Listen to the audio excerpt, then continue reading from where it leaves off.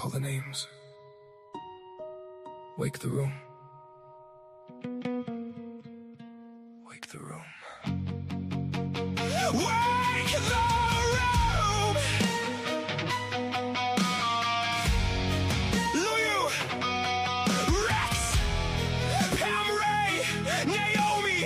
Afasiana! Babbler! Monarch Soul! Jojo! Greyeyes! Fill my eyes! Poets assemble. No masks, no manners. Say it plain, or say it broken. Monday night in the garden of enlightenment. Low light lit minds, every line got intent. Clock ticks crooked and the room turns vigilant. Quiet so loud you can hear what the tension meant.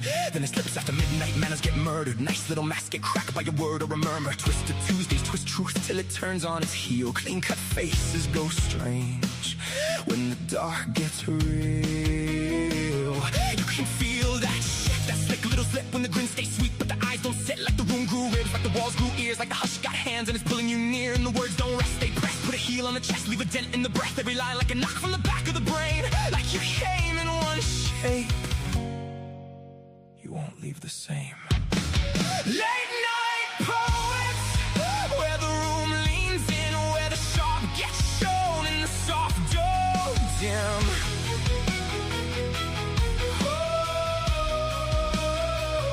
Late night poets, hear the whole thing shift from a whisper in your ribs to a line that lifts from the darkened edge of doubt to the pull you can't ignore. We don't just read the night, we make it something more. Say it plain, say it broken. Late night poets, Wednesday breaks, parts in the park, sink down the spine, half halo, half hazard, both hands in the light. In the yard, a seduction walks soft through the smoke, silk on the tongue with the blade in the joke. Books and bards wakes dust in the depth of the shelves. Old ghosts lean out and start naming themselves in a craft and sullen up the ache. Gets a voice, pain stands up straight and makes silence a choice. Then break on through when the devil gives way, when the masses sink but the pulse says pray. Echoes in the dark, go hunt the fear, that thing when no name starts ringing in your ear. Say it, say it. Fill my eyes with poetry, don't water it down. Let it bite, let it bloom, let it burn through the crowd. Bad company grins like a bruise, dressed smart, and rhythm and rhyme puts a boot through the heart. Late night poets, where the room leans in, where the sharp gets shown in the soft dome dim.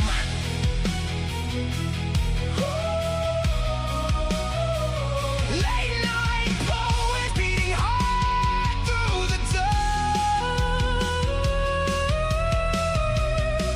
Wake the room, wake the room. Late night poets, where the room leans in, where the sharp gets shown in the soft dome dim.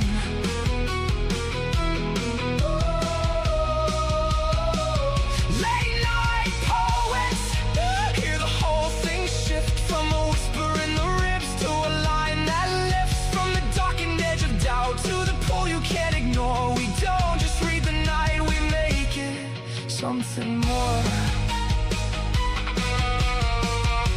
Late night poets, when the clock slips past the light, we tell the truth. LNP, we love you.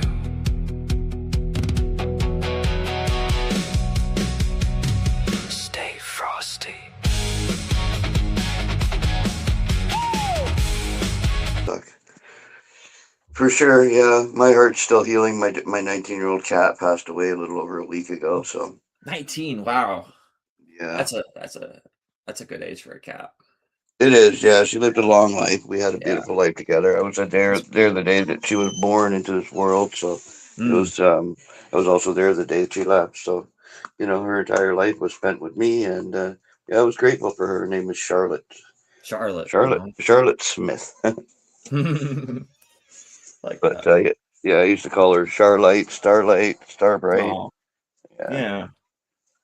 yeah, she's in a Special. bag, on my shelf now. So I'll Yeah, have her so are with me mine. until I go. Mine are too. Yeah, yeah, Yeah. it's tough, but like Hmm. I said, it was a beautiful life together. So I thank her for that, and I'm sure you thank your grandmother for being in your life and Oh, absolutely. sharing your life with you.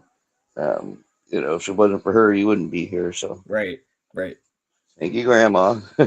Absolutely. Yeah, for sure. For sure. Well, it's a pleasure to hear your voice, Jack. I hope your tongue's a little bit better. Oh yeah, it is. That's a horrible thing, hey? Yeah, it was a mess. It was really just unsightly. Yeah, for sure. And it takes a long time for that to heal because it's in the mouth, right? Right. So, you got to eat and drink and everything else over top Everything's of got to that. go there. Yeah, everything's got to Yeah, go through there. Yeah. yeah, exactly. Wow. Well, pleasure to hear you, Zach. Thank you so Thank much you. for joining us.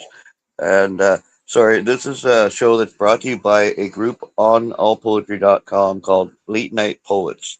We also have anthologies on Amazon, so feel free to check those out and help support these shows. That said, I would like to welcome Weaver of Dreams to the show. Hello, Weaver. Hello, hello, you two. I am so sorry for you both. I'm in tears here. Not the Oh, best way to start, but hello. Let's go hello, Yeah, on. hi. baby. Hello, my darling. Let's carry on, and I'll be fine. Okay. Yeah, yeah. Okay. Sorry about that. Didn't mean to bring you Oh down. Yeah, no, me no, neither. no. No, good heavens! It's just you know what I'm like. I'm empathetic, and I feel for you both. So let's move on, folks. Yeah, absolutely. All right. So I posted the first link to the group, and it is. Oh, sorry, wrong link. Sorry, right link, just wrong source. So this is called "Earth Smoke Ascending," a poem by Fountain Pen. If you would mind reading that, please, Weaver, that would be wonderful. I would be happy to. Let me just get that open. Okay. So this is Earth Smoke Ascending by Fountain Pen. Earth smoke ascending masks the sky that changes of blue. It falls as if it flees the touch of stars, once bright like happy eyes. Recruits an army of raged clouds, bleak darkness that breaks through you in acid rains. Your breath's discolored, shredded umbrellas try to shield you from a beast spitting toothed fireballs. They pierce through your skin until smoothed by flesh and bone, and never admit defeat. Before phoenix ashes they burn again, a feathered soul that prays for death, the death that doesn't come. End poem. Beautiful read. Thanks so much, Weaver. Yeah, talking about starting off with a dark start. This is a dark start for sure. Um, I mean, it's apocalyptic. It's sad, really. I mean, the truth is that acid rains do exist, and they are eroding everything in their path. Um, but I really like that penultimate stanza where it says, "They pierce through your skin until smooth by flesh and bone, and never admit defeat. Before phoenix ashes, they burn again, a feathered soul that prays for death, the death that doesn't come." Yeah, uh, heart wrenching, really. I mean, it's powerful, really. It's written to a prompt called uh, a poem prompt by me, and so that was good. I enjoyed it. And what did you think, Zach? Definitely a heart-wrenching piece, kind of like almost like an immediate change for the worse, for the world. I mean, because there's just smoke, this almost like apocalyptic amount of smoke overtaking the blue in the sky and the clouds. It's overtaking all this natural phenomenon, and the world becomes sort of suffocated. And there's no really source of optimism here, just defeat. No rising from the ashes either. I don't see a. I mean, there's like no chance that a phoenix is going to be born out of this mess, unfortunately. And, it's just grim. Yeah, very. Thanks so much, Zach. And you read it, Weaver. What did you think? Well, it was beautifully written. I mean, so hard punching and so relevant. So that I must admit, I really was impressed by. But yes, you're right, Zach. There, it doesn't seem as if there's any way back. And here I go again. I'm so glad I'm old. Wow. So the rest of you can just carry on and enjoy it. That's all I can say. But very well done. Thank you, and congratulations on your front page pick. Thank you. Thank you so much. All right, so I have the next poem up here, and it is. Sorry, just gotta grab the link here. It is "A Child Exploring Circles," a poem by Good Sigh A. If you wouldn't mind reading, please, Zach, that would be wonderful. Okay. As a child, I wrote my first letter, a circle, on white paper, with crayons, with hands and feet, dipped in rainbow paint, drumming on the floor, and sketching rings in a dance rehearsal for letters yet to be learned. Soon, letters connected into fluid sentences that unlocked my blanked mind, sparking an inward pilgrimage and search of paragraphs to fill my diaries with smudged pages, confessing my feelings, my dreams, my secret crushes, books I hid in drawers, waiting for my children to find. When the dot of life I began comes full circle, empire. Wow, interesting, right? That's always fascinated me that a dot can be a line, which can be a circle. Um, I remember starting off with a dot too, and writing, drawing a circle, and this all brings back memories of learning as a child and being fascinated by the language that was evoked through those words. Um, I mean, that's what brought us all to poetry. I think is our fascination with words and language. Um, it's a vent for the soul. It's able to release the steam, the emotions that build up inside of us. Otherwise, I think we'd all just explode. Just what a bunch of people walking around going poop, poop, poop, because we're not letting our stuff out. Um, so nicely done, great right, um, good sigh, and thank you so much for sharing. That said, what did you think, Weaver? Well, you could guess that this would be a person who would enjoy creativity when you draw a circle and then embellish it with the hands and the feet, and no doubt the funny face, which is a wonderful start. But yes, you're right. We are all completely. I love poetry and I love writing. The only problem I have is I terrible speller. I really don't know how to spell properly. I don't know what it is. I'm not dyslexic exactly. I think I'm just a bit dumb. But anyway, I can understand why anybody would want to unlock all those thoughts inside and get them onto the screen or onto paper.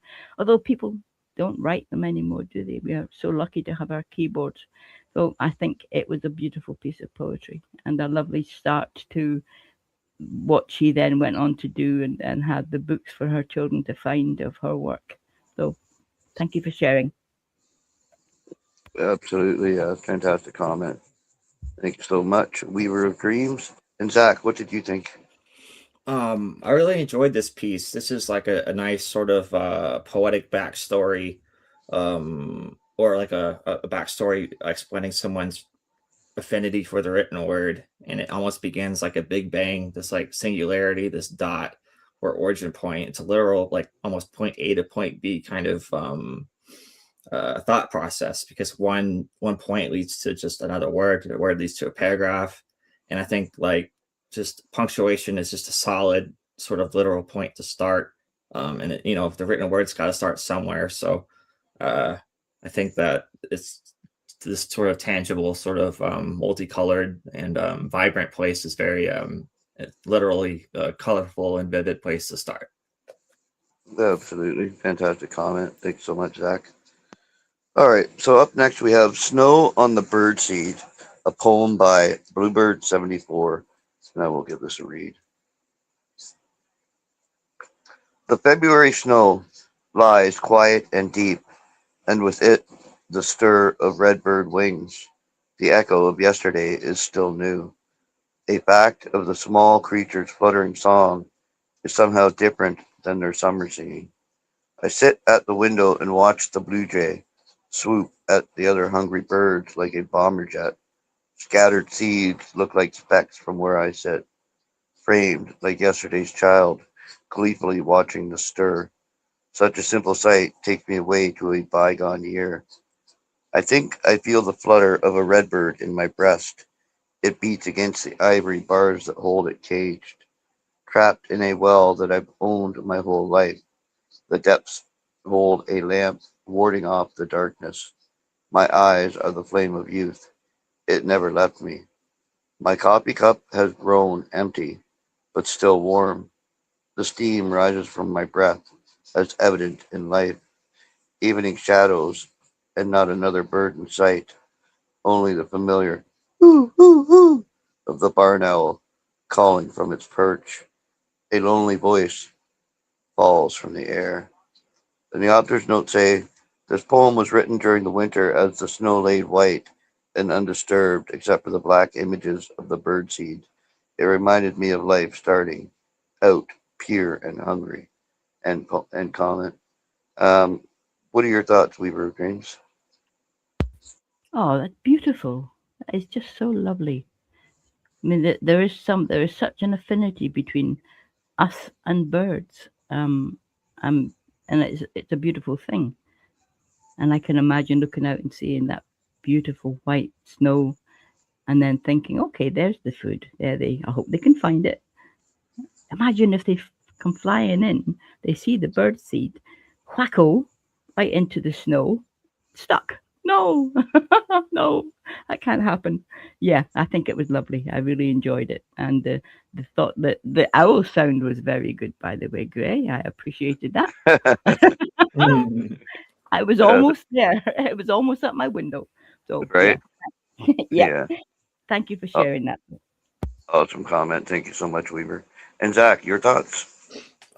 Definitely enjoyed the piece. I like the mention of the birds and how like the speaker equates birds to like these internal emotions, like the red bird in the breast and almost like the loneliness of the owl sort of at the end. And also in particular, I like the blue jay. The behavior of the blue jay is very spot on, the way they sort of intimidate and just swipe at other birds, and it's just very strange behavior, just wanting to dominate the others like that. And it brings like I like how this sort of brings a nostalgia to like the bygone year where the speaker is essentially in their youth. And I like how that how birds bring the speaker back that way. And there's like a peacefulness to the piece. And I especially like the first stanza.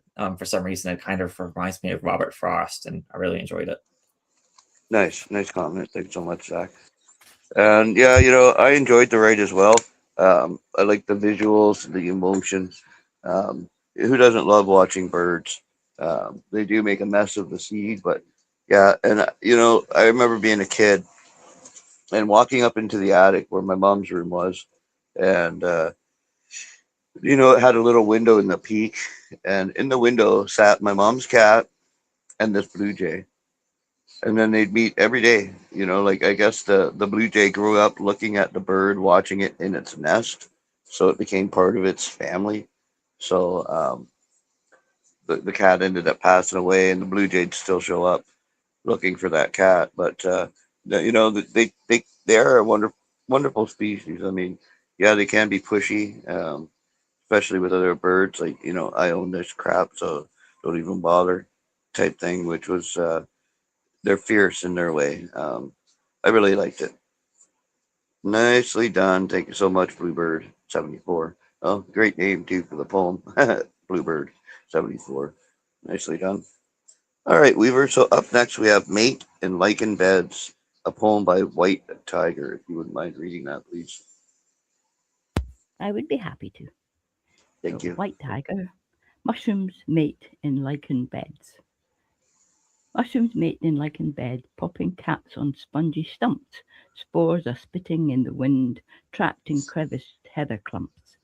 Trees are felled, their rotting logs are breeding grounds for scores of plants. Saplings raise to take their place, while limbs are stretched and turned to branch. The mighty oaks are weakened now, silent while they anchor roots. Days slide into decades for seedlings grow to bear the fruits.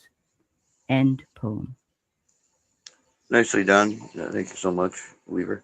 And Zach, what did you think?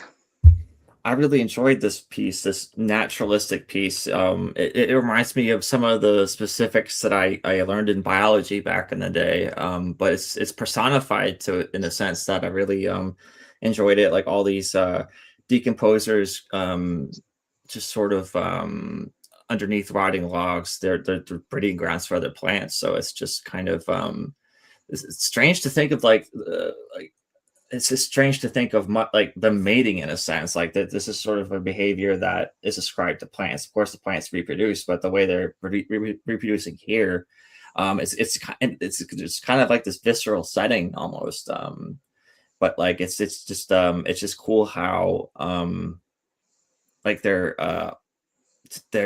just kind of out in the open. I don't know, like, and it's natural. And I like how again, it's just very specific, their behavior. And they're like that for years. They could just be like unnoticed, and like just some person just happens to like lift a log, and there's that breeding ground essentially with all the fungus and whatnot. It's kind of disgusting, but in a very poetic way. Absolutely. Thanks so much, Zach. And Weaver, your thoughts? Brilliant line there, Zach. I love it. Kind of disgusting enough. Perfect. Yeah, perfect. But yeah, I am fascinated by mushrooms. As you say, they hide away. They have their own quiet little life. Um, every autumn, I go to my local woods and I look for mushrooms, and I find them, and I pick them up. Then I drop them again because I know damn well I'll never try and eat them in case they're not the right kind to eat. I don't know why I do it. I torture myself. But yeah, there is something so, I don't know. I don't know what it is about. Yeah, mushrooms are just fascinating things. And this is a beautifully written piece of poetry. I love the way it goes from I love the way it goes from the mushroom to the oaks, where they fall, they rot, and they give life around them. Brilliant. So thank you for sharing. Yeah, thank you so much, Weaver. Um, I enjoyed the poem too. I mean, I'm a big fan of mushrooms, and there's a real science to the harvesting of mushrooms. You got to know when, you got to know where, you got to know what the conditions are. Um, the whole thing is just a science unto itself, which is wonderful. I mean, there's such a thrill in mushroom hunting to get what you're going after, really, to harvest these seemingly simple little life forms, but they've evolved over millions of years. So um, I think it's fantastic. All right, beautiful, right? Thank you so much, White Tiger. Okay, so up next we have Typewriter Ghost, a poem by Lonely. And I think it's your read, isn't it, Zach? Yes. All right. If Hemingway wrote poetry, he'd leave blood on keys, firing bullets out of window panes, killing flies, talking to words spelt as QWERTY ghosts of memories, on typewriters telling stories of their owners, found secondhand writing legends no one's heard. No plug required, just sit down and typewrite. Words of perspiration made and sweat out of thoughts, created by themselves on pages set free. Who cares what they say? Keep hammering away, hoping someone reads what you say. End poem. Beautiful read, Zach. And Weaver of Dreams, your thoughts? Oh, this is so. I mean, you could see this, can't you, in your mind's eye?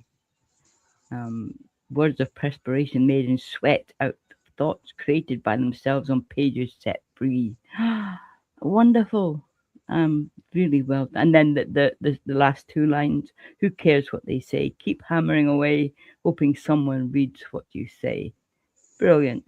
And that, that is how we are, aren't we?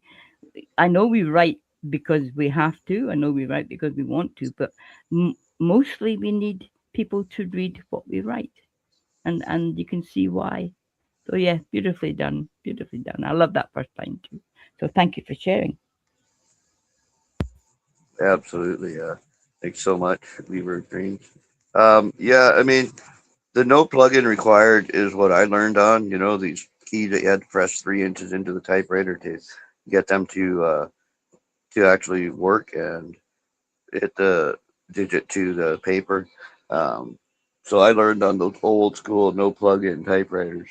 Um, and then you got these word processors that were just like, you know, as opposed to click, click, click, click.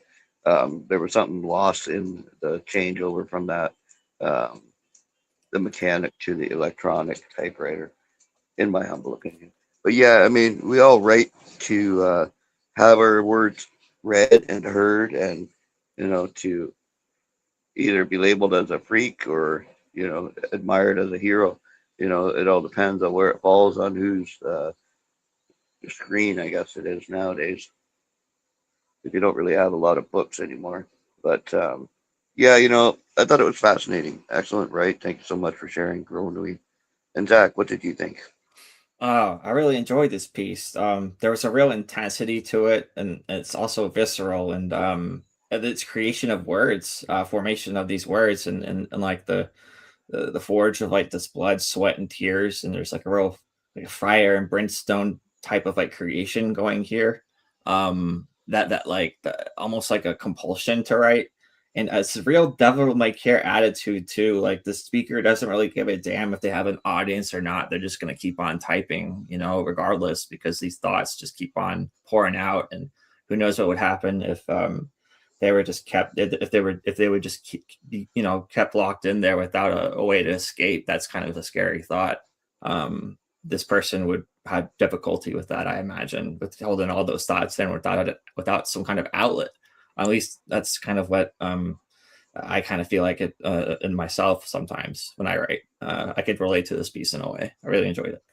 Yeah, exactly. That's what I was saying earlier about we have to let it out. We have Hmm. to vent it because otherwise we're all just gonna walk around popping like balloons. Yeah. Right. Right. Right. Anyway, so up next we've got oh, sorry, we already read that one. Paste this to the group. The Library Beneath the Lake. I'm gonna refresh my page. All right, this is a poem by Roy Wrights, and I'll give this a read. Nobody in our town, sorry, nobody in our town swam in the lake after dark. My grandfather said it wasn't fear of drowning that kept people away. It reads you, he told me. At 12, I didn't believe him. I didn't laugh the night I found the door. Under the dock, hidden between warped planks, was a narrow wooden door. Beyond it stood a library. The books sagged on their shelves as though they had been waiting a very long time. The books kept what people had lost: a child's marble, a ticket stub, a recipe written in a mother's hand. One book fell open in my hands. Inside was a drawing of a red kite. Mine. I had lost it years before. Tucked beside the picture was a note in my own childish handwriting. Don't grow up too fast. When I looked around, the shelves were already sinking. I ran. By late, by morning, the lake was ordinary again. But sometimes, when the water is still, I think it's waiting for me to return a few things I've lost since then. End poem. Well, that was wonderful. What did you think, Weaver of Dreams? Oh wow, that it was that was fascinating. Very well read, by the way. But that was totally fascinating. What an amazing imagination. Wow, the library beneath the lake. Well, it's fascinating. Totally fascinating. I really enjoyed it. Ah, just blew me away. I didn't expect to be quite so interested. Wonderfully done. Thank you so much for sharing that with us. Yeah, absolutely. Thanks so much, Weaver. And Zach, what did you think? I thought this was this is kind of a dark piece. It could have gone darker. I don't know what the intent of the library is. The library seems to be its own character. The lake reads you. I thought that was an interesting sort of sentence in a way that because the library is below the lake, so it's like the library could sense your presence in a sense. And I like how there's like a almost like a portal to this library, almost like a Narnia-like portal to the library beneath the lake. And it seems like the shelves of the library populate its shelves from like remnants of the speaker's past life because of this kite that it sees in the speaker sees this kite and it's from their life. And when it says never grow up, it's like the library has an intention of its own, and it doesn't seem sinister from what I could tell, but it could go a different way. Yeah, yeah, exactly.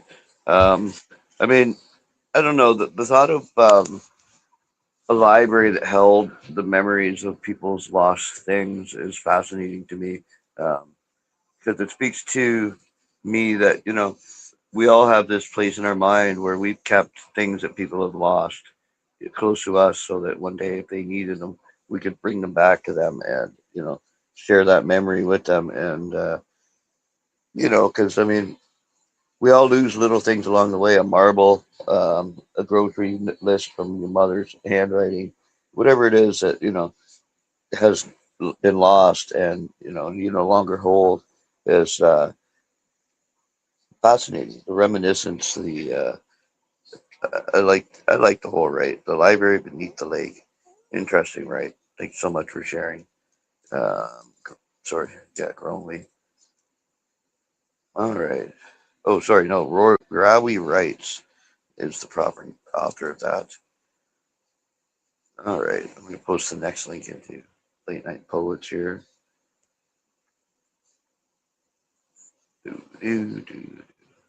All right, there we go. All right, so Weaver, we have Getaway, a poem by T. Manzano. If you wouldn't mind reading that, please. I would be happy to.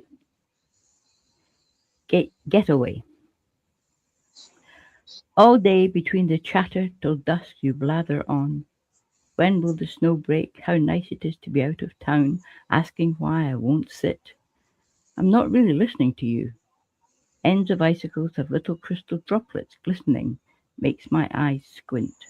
I fix on them until I have to turn my head again. I barter time to see another one before the sun goes down behind a million pine needles.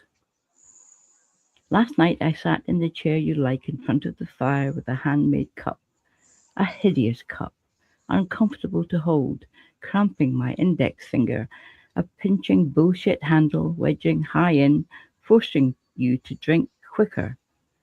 Fat-lipped, uneven sight, drips hot cocoa on the shirt you bought me, stains to a dress in the next wash, I guess. Our clothes smell of soot and hardwoods, hard times.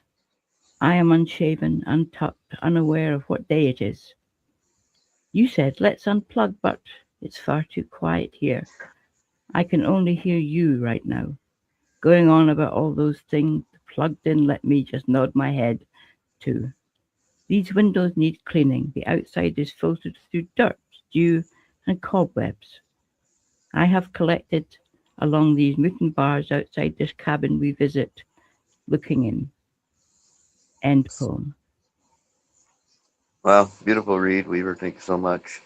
And Zach, what did you think of Getaway by T. Manzano? This was interesting. It's getaways normally, or I don't know. I feel like some getaways, most of the time refer to like they have like a positive connotation, but there's this one's kind of like there's a discontent here from both parties, from both the speaker and the you in the piece. And I noticed like the snowy scenery and the speakers noticing the snowy scenery rather than the voice. They're not really paying attention to each other. It's just disconnect. And the speakers noticing like the icicles and not paying attention to their the you in the piece. And like there's like it's internal disconnect that the speaker is just essentially like like wondering why the you is just so just going on about themselves essentially, and they're both complaining in a sense that like one's more complaining internally, saying things to themselves, while the other is just sort of like saying these things verbally and explaining like why they're feeling this way, and there's just a discontent from the two. And I really enjoyed that, though, in a sense that it's unconventional, because I don't really get those kind of negative connotations from a getaway. Ordinarily, it's a lot more positive, but I kind of like that it's not. Right. Yeah. Yeah. Fantastic comment, Zach. Thank you so much. And Weaver of Dreams, what did you think? Wow, it did not sound like it was fun, does it? Not at all. You're stuck in the middle of nowhere by the look of it. I wonder who made the hideous cup. Was it the you that made the hideous cup? That sounded horrible.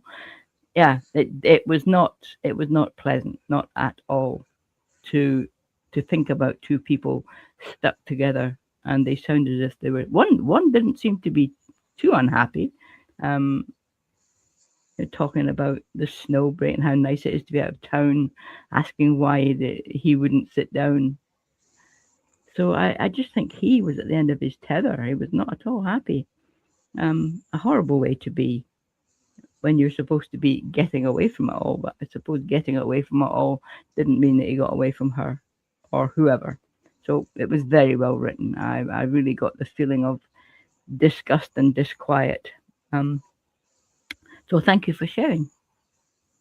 Absolutely. Wonderful comment. Thanks so much, Weaver. And Zach, your thoughts? Oh, I shared them already. Sorry. Oh, I'm sorry, Dirt. My bad. Oh, All right. Okay, so up next we have Mountain, a poem by Vakachuk.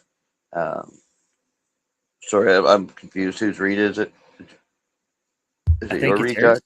I think it's Oh, yours. okay. Yeah. All right. Thank you. Mountain, a poem by Vakachuk.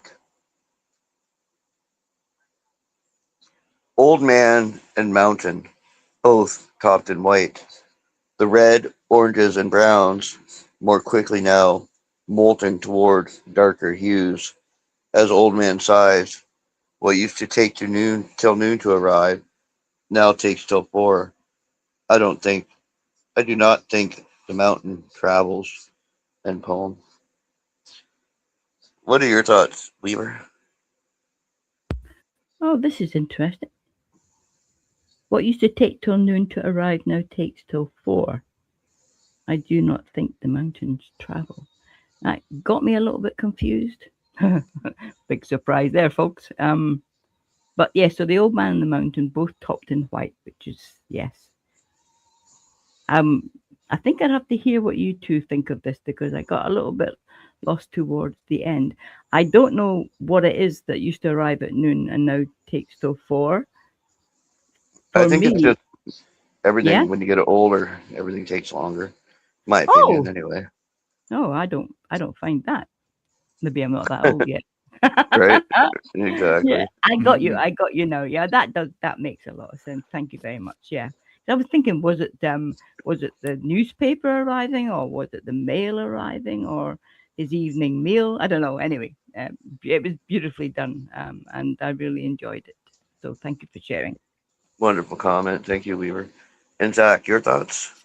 I really enjoyed this piece. I like how uh, the old man and the mountain are basically compared side by side in a sense. Like the old man and the mountain both topped in white. You can see like the old man's beard being that sort of that same shade of white that it is on the mountaintops.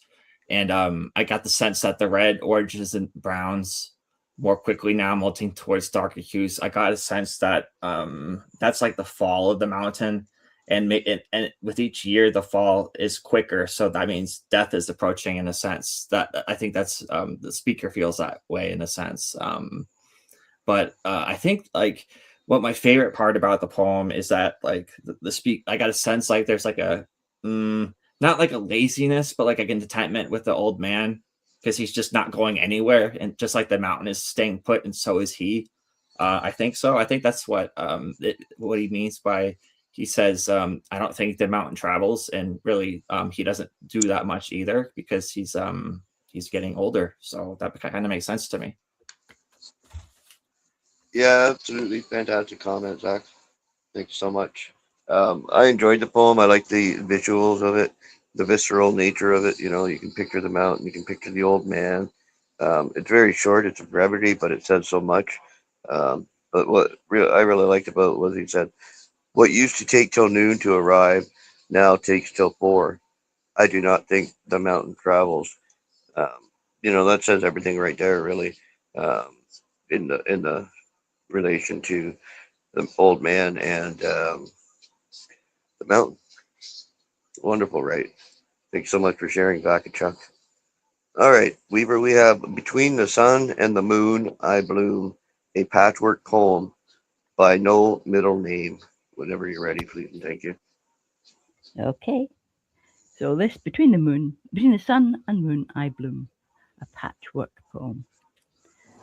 Curling confetti litters like cleavers neath pot-bound lungs. Outgrowing his ribcage, I shoot unrestrained, rambling towards the celandine sun. Crushing me in blushes of softly pinched skin, planting nourishing kisses, I bloom deep within. Stringing stolen stars to swathe my moonburnt collarbone, he understands why I don't need diamonds.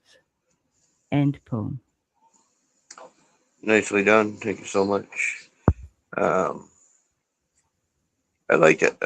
There's something just quiet about it that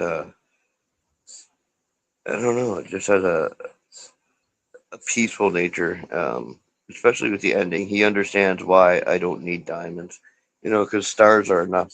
You don't need to have the stars on your neck or your ring. I mean, your hip finger or your earrings. You know, they're in the sky. You know, I bloom deep within, stringing stolen stars to swathe a moon burnt, swathe my moon burnt collarbones. Interesting, right? I really like the use of the human anatomy to um, the celestial uh, the celestial nature of the right. You've got sun and moon and stars. And I liked it. I liked it. Very interesting, right? I like the correlation between the, like I said, the celestial and the human nature of it. So yeah, nicely done. Thanks so much. No middle name. And Zach, what did you think? I really enjoyed this piece. I thought that I liked how this piece veered between romantic and almost sort of hmm, like celestial, like in a sense they're intertwined. And I just really like how I think the speaker values romantic gestures rather than material objects because um, he uh, he understands why the speaker doesn't need diamonds, so the speaker I think prefers something like something else, like those kisses that were described very well in the third to last stanza.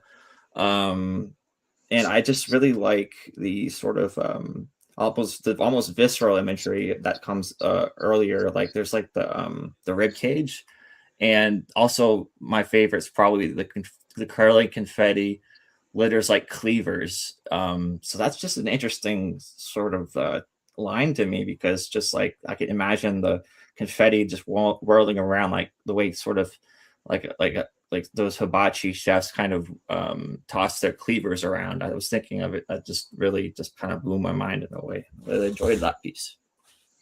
Nicely said. Thanks so much, Zach.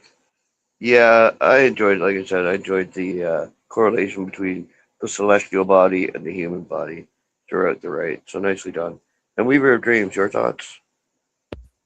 Um, yeah, I like the fact that it's called a patchwork poem because it seems to have been taken from 3 different pieces of poetry written by no middle name and patched together into this beautiful correlation of words. So it was from Celadine Sun, Moonburnt Collarbones, and You Rain, I Bloom were the three pieces of poetry. So beautifully done. You couldn't see the join, which is very well done. Thank you for sharing that with us. Absolutely. I'm glad you pointed that out, Weaver. Thanks so much. All right, Zach. So we have The Quadrangle, a poem by Bidhitsa, if you wouldn't mind, please. All right. We spilled across the grass in raw sunshine, drowning out the syllabus with laughter, exchanging playlists through shared headphones on a single wire. We traded references like currency we'd never have to pay back. Chased campus Wi-Fi when the hotel routers went meek. Hostile routers, sorry. We leaned against the trees, blowing circles in the cold, swearing that the static haze was now our youth spoke.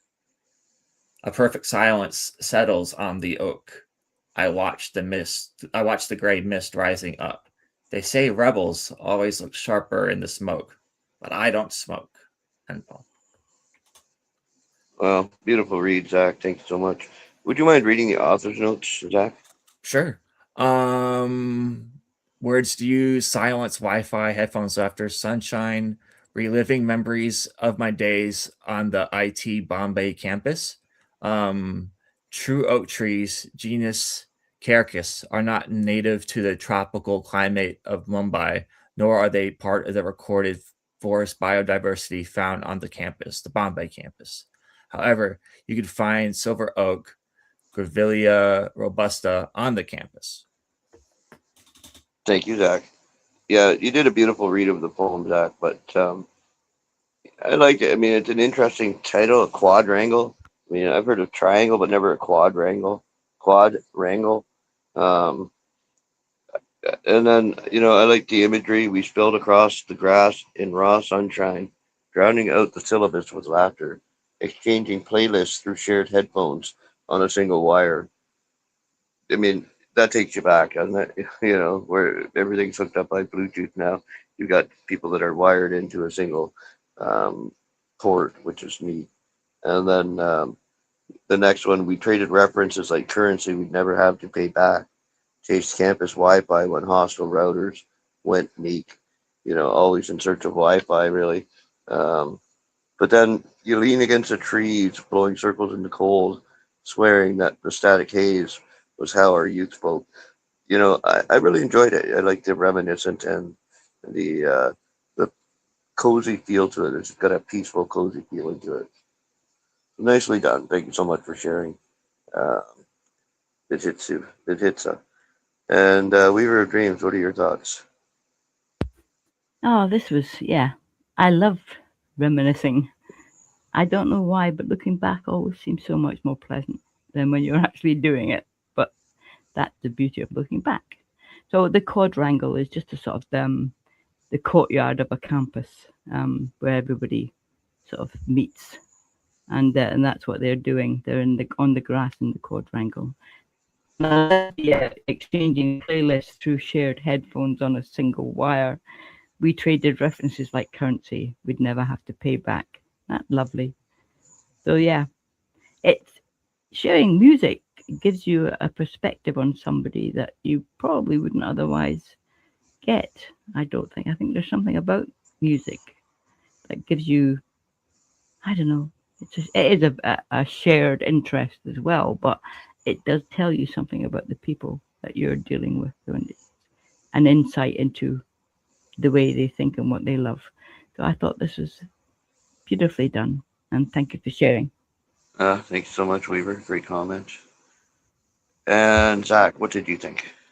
Oh, I really enjoyed this piece. This is like not quite the CD burning era. This is like right after people started, I think, burning CDs with, because I think since people are exchanging playlists through shared headphones on a wire, this is like when the people have their phones and are exchanging playlists that way, or listening to the same phone with the same, pair of headphones. I've seen that plenty of times. I just like the nostalgia of the piece, because this brings me back to my college times too, just doing similar things on the quad, or the quadrangle as it's called here, and like lying down on a towel and just on the sun and with other people, exchanging like music and getting to know people that way. And when there were a few times when the Wi-Fi went down. It wasn't always the best Wi-Fi, because our Wi-Fi was it wasn't really hooked up to the main campus. So like when ours went down, it was always a chore to get back up. So this kind of brings back that for me.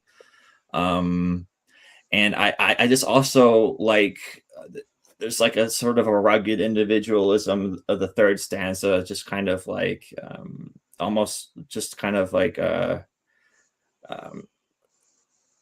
despite being rebels, like there's a certain like a certain sort of this culture around smoking, and this sort of stanza acknowledges that culture, but without actually saying that they smoke, which I thought that was kind of cool in and of itself. Yeah, really enjoyed it. Nicely said. Thank you so much, Zach. All right, so I posted the next right into Late Night Poets, and it's called The First Sub-Zero Walk, a poem by Smitty here. I think that's supposed to be Smitty here, but it says Smitty here. All right, here we go. My boots leave a jagged white impression on the lawn where the frost has hardened the blades into fragile glass needles that snap under the sudden weight of my stride. The air is a thin metallic blade that slips into my throat, sharp enough to make me gasp, each breath catching like dried husks in my chest.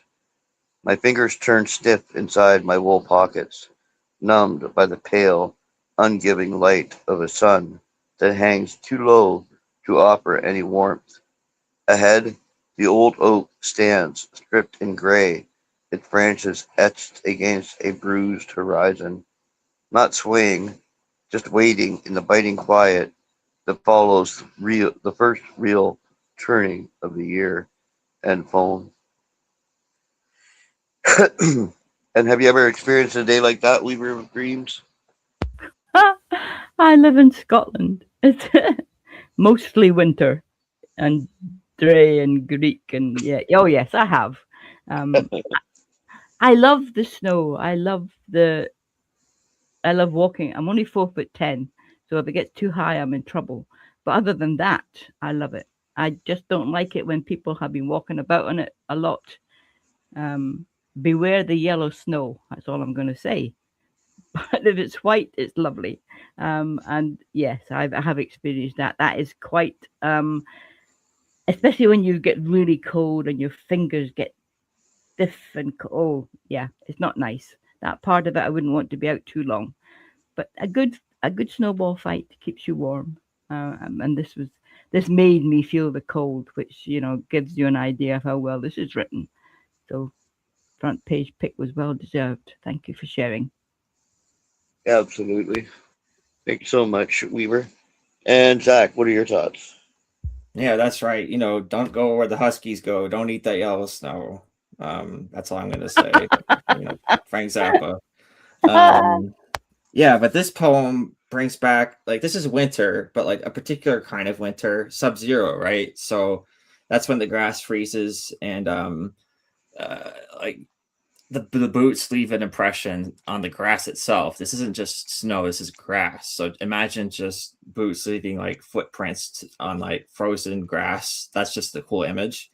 And I like how there's like this metallic motif throughout the piece, almost like the air is being compared to like a blade, and there's like this stinging and stabbing feeling throughout, like almost being assaulted by the wind. And you could just feel that cold. It's very tangible. I really enjoyed this piece. Absolutely fantastic comment, Zach. Thank you so much. Yeah, as an Ontarioite,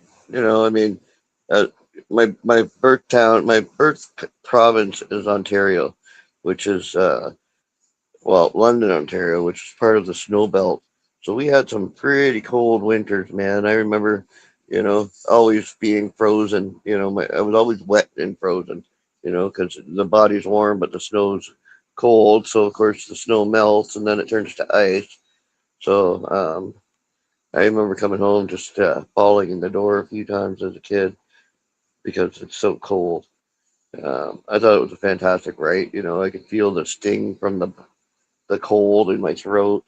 It just had a reminiscent feel of my childhood. So nicely done, Schmidt here. Very well done. All right, Weaver of Dreams. We have The Sound of Earrings by Vanzago. If you wouldn't mind, please.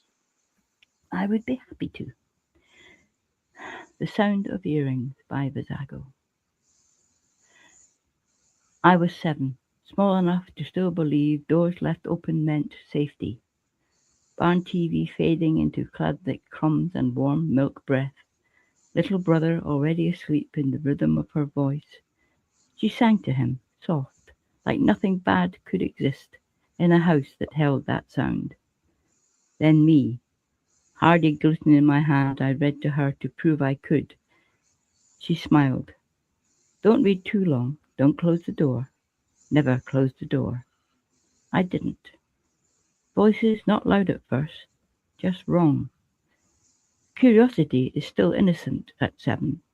I walked, bare feet against the floor that didn't warn me. The door to the living room wasn't fully closed, just enough to look through, and I did. Sorry, something popped up there. Papa, not the same Papa. A hand moving too fast for my world to understand. Then sound. Click, click, clink. Her earring hitting the floor like it was trying to escape. That was the moment I lost mine. Not the hand, not the shouting, the sound. Because even at 7 I knew things that fall like that don't go back to how they were. And something in me stood still while the rest of the world kept moving. Door still open, but it didn't feel safe anymore. End poem. Beautiful read, Weaver. Wow, what a heart wrenching write. What did you think, Zach? Yeah, heart wrenching. I mean, at first, like to think that the door open meant safety, and by the end of it, you could see why there's like an abrupt shift in the child's thinking, and why that was because clearly they saw something that they weren't supposed to, something very sinister in relation to the father, and doing something that's very best left to the imagination, I think, and to the mother, because it's just an abusive sort of feeling, and you could just sort of hear the clinks of those earrings, and there's a real feeling that things are broken in a way that can't really be put back together, much like the poem said, and yeah, it's just grim in a sense that like irreparable, I don't know how to say that word. Like change, like a sense that change that can't be put back together, and it's very in a child's eyes that hits even harder. Yeah, absolutely. Um, there's something so heart wrenching, and familiar, unfortunately, to me about this right. My father was extremely abusive, so um, I can remember hearing the sound of smacks and, trying to peek through the bedroom door, make sure my mom was okay. And yeah, the nightmares relived through this right. So it was heart wrenching throughout. And I'm sorry he had to live through this terrible memory to carry with you into the future. But, you learned yourself that you would never be like your father, that you would never ever hurt a woman or, hurt your family or your wife or whatever. Um, but I really like voices, not loud at first, just wrong. Curiosity is still innocent at 7. I walked bare feet against the floor that didn't warn me. The door to the living room wasn't fully closed, just enough to look through, and I did. And then she sees Papa, not the same Papa, a hand moving too fast for his world to understand. Then a sound, cling, cling, cling. Your earring hit the floor like it was trying to escape. Yeah, fantastic writing for Zago, and I'm sorry that you have that memory.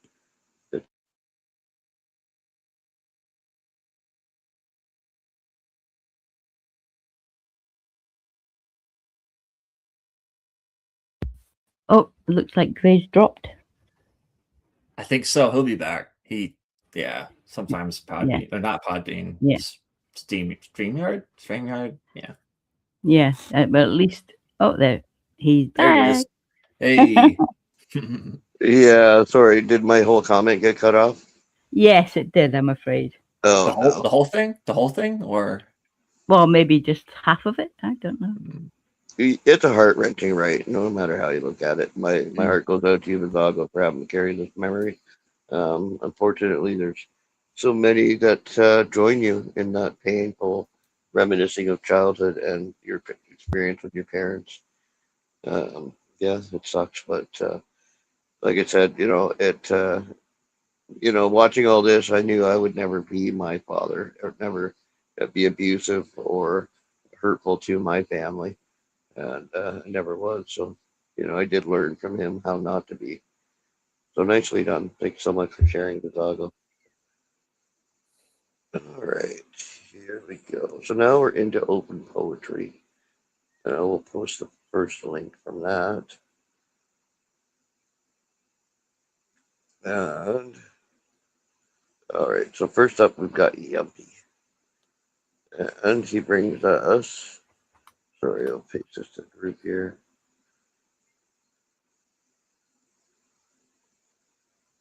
So we have Masquerade of Bone and Beauty by Yumpy.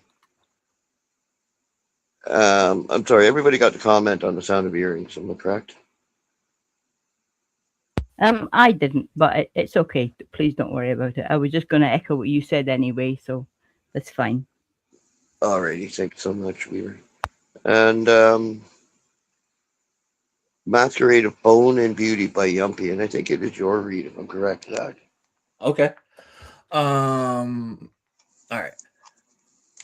I found him in the stillness between cathedral bells, where time hung like smoke from incense, thick, sweet, cloying. He did not knock. Death does not knock. He beckoned, with fingers like winter branches, hollow-knuckled and precise. A gentleman carved a bone in ruin. I wore white, not for innocence, but for the irony of it. A bridal smirk stitched in silk and sin, a corset to bind breath, a slit to free legs made for fleeing or for dancing. My mask was porcelain temptation. His didn't need one. Why wear pretense when your face is already the ending? We danced. The floor cracked under our weightless waltz, tiles shifting like jawbones smirking in a cemetery grin. Each spin, unraveling the rush in my chest into thunder beneath my ribs. Each dip, a vow shaking me to the marrow. He gave no permission, but I offered him a question. What if I don't want to die? His answer was a kiss, cold as decaying apples on a frigid winter's night and twice as cursed. The deal was sealed in the arch of my neck, not in blood, but in surrender, not in fear, but anticipation. Eternity, he whispered, is not life extended, but death perfected. So I danced on, the petals of my dress unfolding into funeral lilies, my pulse dimming, to a shadowy ballroom, swallowed by fading light, where memories flicker like dying candles, and still he held me as if I were breakable, not because he feared hurting me, but because he loved the sound I made when I shattered. End poem. Wow, fantastic read, Zach. And Weaver of Dreams, what did you think of that piece? Whoa, that was so good. It actually gave me a chill. We danced. You actually danced with death and then tried to bargain with him, persuade him. I love it. And I like that I wore white not for innocence, but for the irony of it. A bridal smirk stitched in silk and sin. Wow. Very well done. This is beautifully written. Um, dear, I love this. A corset to bind breath, a slit to free legs made for fleeing or for dancing. So she still wanted the option. She still wanted to try and get away. Brave to the end. Wonderfully done. Thank you so much for sharing. Yeah, absolutely. Thanks so much for your wonderful comments. And yeah, I mean, I've always enjoyed Yumpy's writing, but this one's over the top, really. You know, the imagery is fun, is exceptional. The emotion is palpable. You know, you've got she's dancing with death. You know, he beckoned with fingers like winter branches, hollow knuckled and precise. A gentleman carved of bone and ruin. And then I wore white, not for innocence, but for the irony of it. A bridal smirk stitched in silk and sin, a corset to bind, breath, a slit to three legs made for fleeing or for dancing.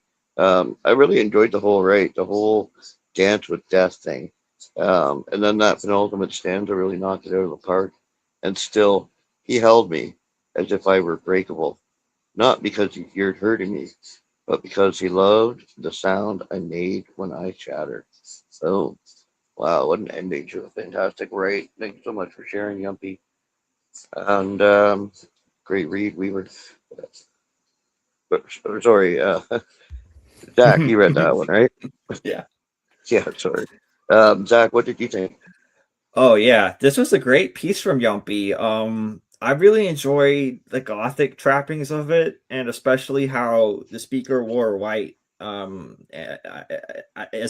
like an irony, sort of, as like a declaration to death, in a sense. The speaker didn't wear black. It could have been like black, and it could have very easily been the more conventional gothic right, but just the whiteness kind of brings to mind almost kind of like it's kind of unique that way. And I also like how there's like this dichotomy between strength and fragility, and that's best described with a description about the porcelain, because porcelain, the way it shatters, and it's also quite strong, and there's a bit of a dichotomy there, and I just like the push and pull of the dance, and how despite that, the speaker wants to evade death in a sense, but death is just not having it.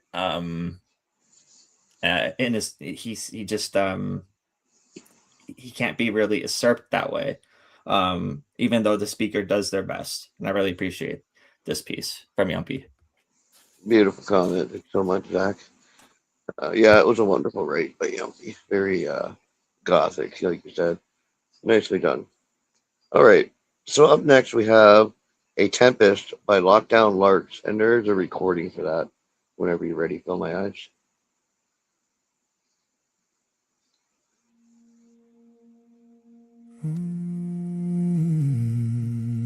My dear one, it is now time to add to your knowing.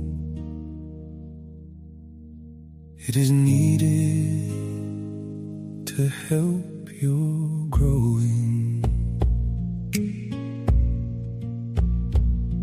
By a brother I was betrayed and cast aside, to this island helped by one who was kind. Soon I'll meet again those who took me for a ride, the passing years never dulling my mind. The seas of chance now brings them to this place. As the tide turns, I shall meet them again, and we'll confront their time and space, when they will know of humiliation and pain. Can a wounded soul ever be bygone, when only justice will set it free? As hope whispers, you must carry on, and from a tempest you may find serenity. The rival is done, yet innocence now meets the outside, whilst I chase revenge for that which they stole. But I now see in her eyes the look of a bride. So this new future, how can I control? Can this wounded soul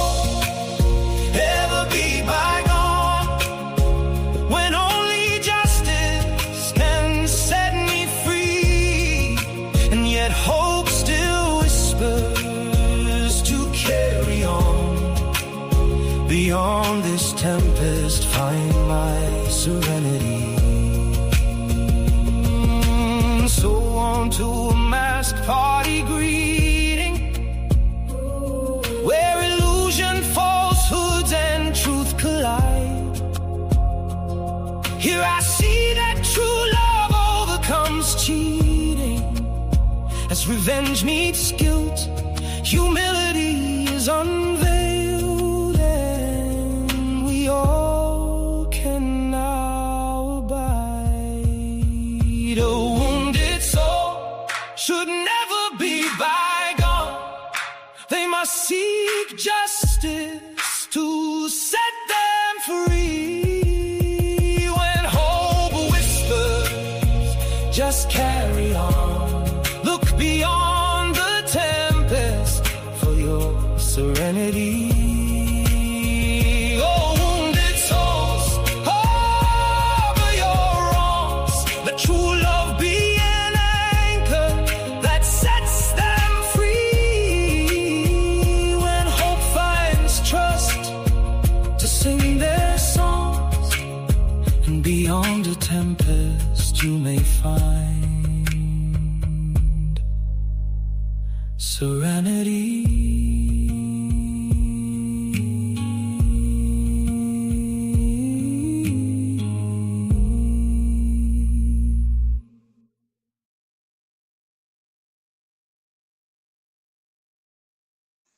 Wow, what a fantastic write and a beautiful song as well. Um, it's beautiful. What did you think, Weaver? Oh yes, that was thrilling. I really enjoyed it. The the tune, the music went beautifully with the words, which is what you want, obviously, but so well done. I really enjoyed it, and very epic sounding, wasn't it? Oh, wounded It really souls was. harbor your Oh, wounded souls harbor your wrongs. Let true love be an anchor that sets them free. Brilliant, very well done. So thank you very much for sharing that with us. Yeah, absolutely. I like the juxtaposition between being anchored and set free. You know, there's two totally opposite things right there, but they work together quite beautifully. So nicely done. Thanks so much, Lockdown Lark, for sharing. And Zach, what did you think? Yeah, I thought this was an interesting take on Shakespeare's The Tempest. I like the nautical motifs throughout. And I really like the there's a kind of a refrain, and from a tempest you may find serenity. I really like how that's repeated in certain parts, and the sense of being there's like the betrayal at the beginning, but then like further on, I feel like there's this sense of being uplifted and well, you folks were saying earlier, like a sense of being freed, and there's that dichotomy there, and at the end, the speaker kind of finds their serenity, and yeah, I think that's something that we could all enjoy. Absolutely. Fantastic comment, Zach. Thanks so much. All right. So I've got the next poem up. It's called The Shapelessness Required to Belong. And this is by Ben Hart. Whenever you're ready, fill my eyes. The Shapelessness Required to Belong, Part 10, by Ben Hart. And by the end, as the last maelstrom of sky abandoned lung, there remained only a portrait painted in fog upon the glass heart of death, a fingertips' fateful retracing of a drug addict's hastily discarded edges. It read, and here was I, and all my tears of joy, all my stammering against the unceasing still, a penitent mute, a mother's boy, slowly forgiving the hope that had him killed. Now I recall life only in spent light, in broken constellations of sensate intangibles.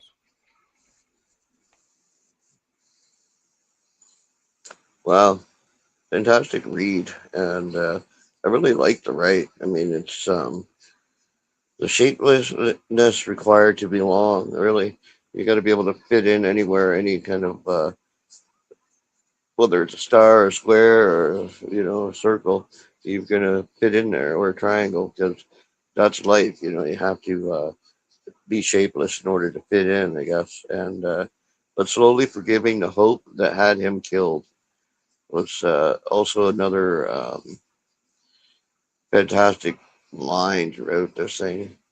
Now I recall life only in spent light, in broken constellations of sensate intangibles.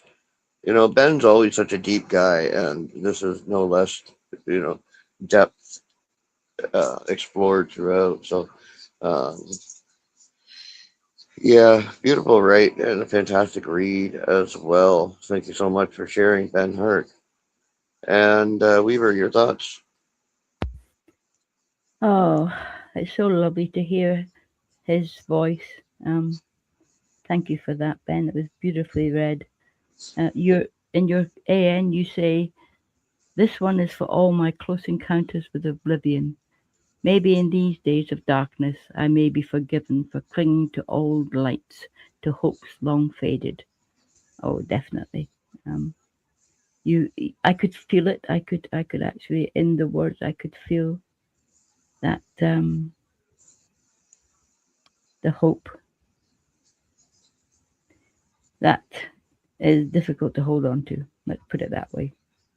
You're supposed to, but it's difficult to do it. So, thank you for sharing that with us. Fantastic comment. Thank you so much, Weaver. And Zach, what are your thoughts? Fantastic read. A great sort of like uh, I'm glad that Ben read it because he added a sort of a heaviness to the words. And I really appreciated the the feelings that were evoked. There's just this feeling of losing oneself by fitting someone else's mold, just or in a sense just squeezing oneself into something that is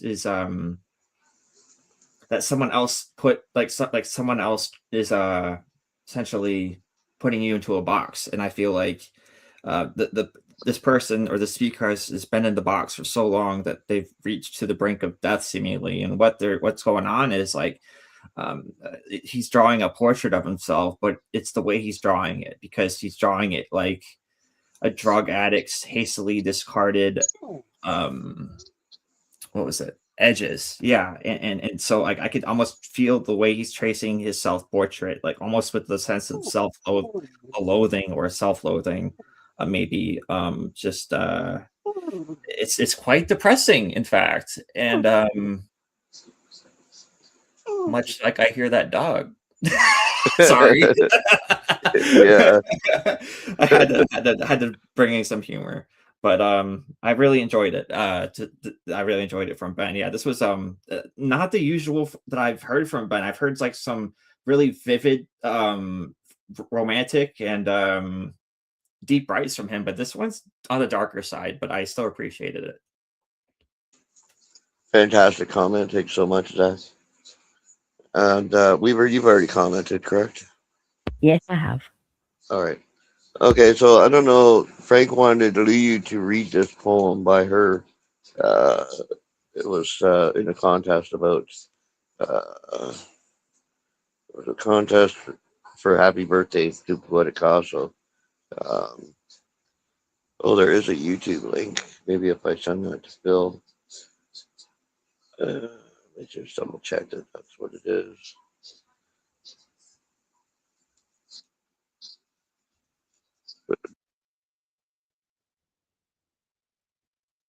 Anyway, yeah, we'll pass on this one for now, I think, and we'll just go back to the front page pics over here, and we'll skip that one for now.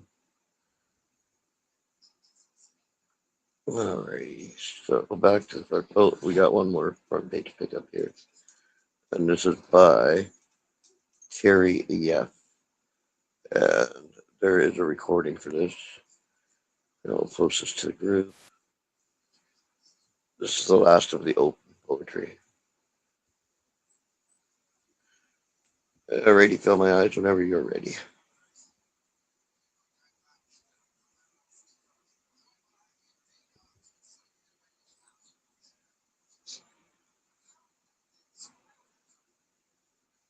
Woman grows a person inside her out of almost nothing, out of one night, out of blood she didn't ask permission to spend. And 9 months later, there's a whole new human screaming in a hospital room like it invented pain. But you lose an arm and that's it. That's the whole story. No stump ever butted into fingers again. No mother's body, no God, no war medal ever grew a man a new hand to hold what he used to hold. I keep thinking about that, how we can manufacture a whole person from nothing but wanting, but we can't grow back one lung, one leg, one brother. The body is a strange economy. It spends fortunes on the unborn and goes bankrupt on the wounded. And the heart. Don't get me started on the heart. People say it breaks like that's poetic, like something delicate snapped in a girl's hands. But a broken heart doesn't grow back straighter or stronger. It grows back scarred, mistrustful, smaller in its rooms, learns to keep the lights off so it doesn't have to see who's not coming home. You'd think evolution would have solved this by now. Millions of years and we still can't regrow what we actually need saved. A lizard grows back its tail. A man does not grow back his brother. And nations. Don't get me started on nations either.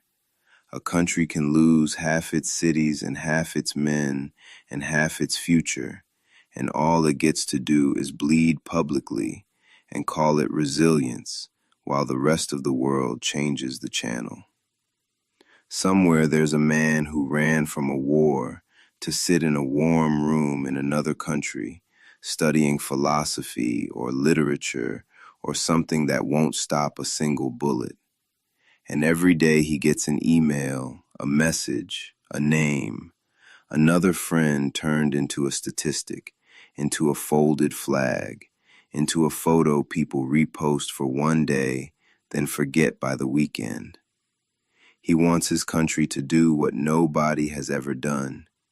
He wants it to grow another version of itself inside itself, the way a woman grows a child, effortless, biological, inevitable, a new Ukraine cell by cell replacing the dead one without anyone having to notice the labor. But nations don't work like wombs. They work like wounds. They don't multiply. They scar. Whatever grows back different, grows back remembering, grows back with a limp in its language and a flinch in its flag. Maybe that's the whole joke of being alive. We can make more of ourselves before we even understand what a self is. But once a self is broken, there is no factory for the pieces, no womb for the missing arm, no midwife for the man you used to be before you watched everyone you loved get filed under casualty. I don't have a conclusion. Nobody does. I just know that somewhere tonight, a mother is making a person out of nothing, and somewhere else, a country is trying to survive on nothing, and both of them are doing the impossible, and only one of them will get flowers for it.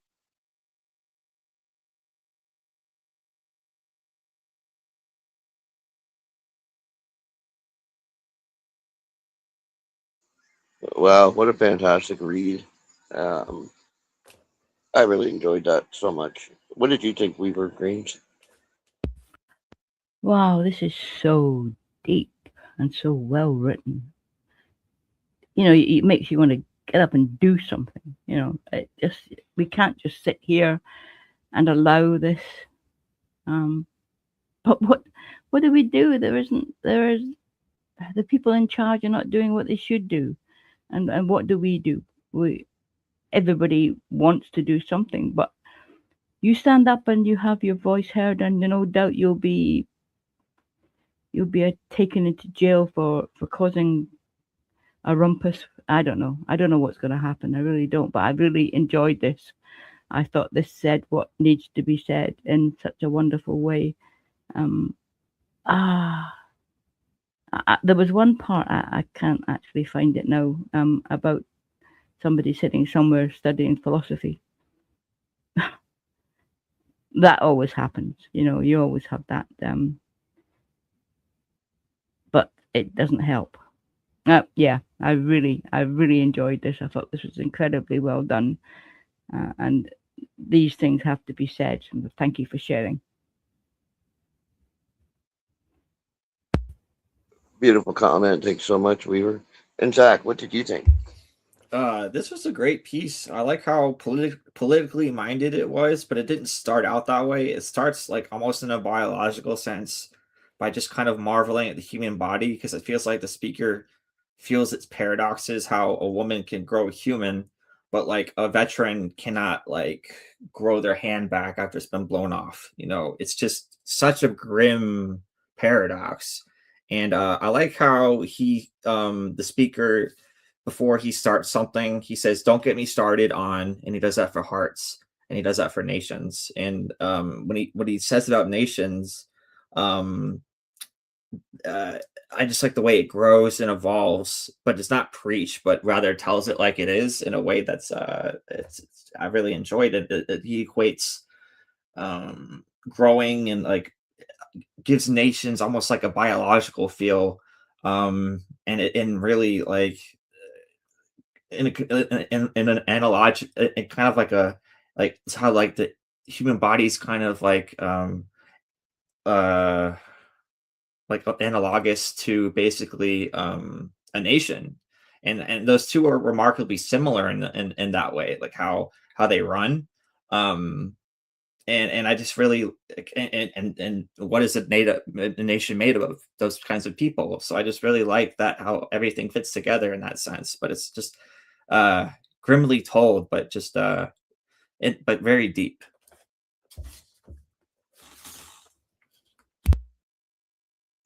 Absolutely fantastic comment. Thanks so much, Zach.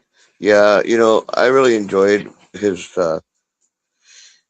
I enjoyed his style. I mean, he has a wonderful storytelling vibe to him that I don't know. It comes across quite beautifully. But I really like the part where it says, "I don't have a conclusion. Nobody does.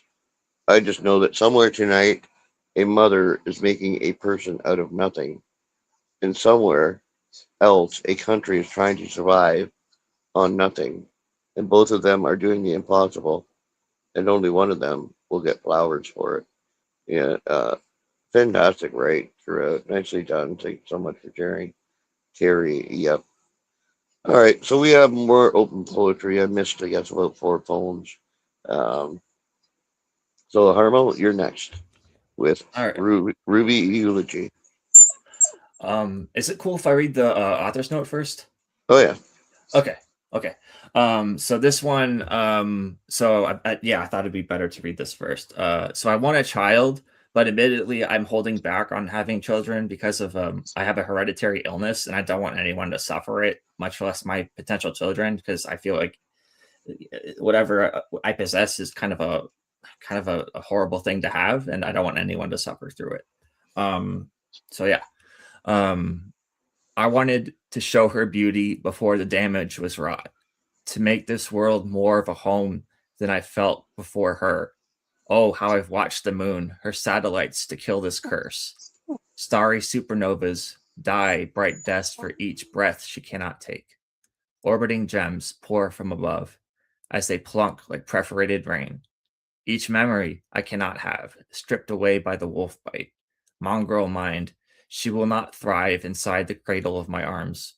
I howl on all fours, ripping the memory of my second birth apart. Manacles of darkness fastened on beneath a smiling moon. The transformation under a shining cradle of pale light, warping body, mind, lineage into a snarling parody of man. No matter where she rests, I listen to echoes of her tiny dreams. Pink stars pierce the black velvet of night, twinkling for us, shining on. She is my silver mote in the cosmic grave of night. Hearing darkest parts of dawn reveals distant howls above me. End poem. Wow, wow, wow, wow, Zach. Oof, this one hit me right in the heart.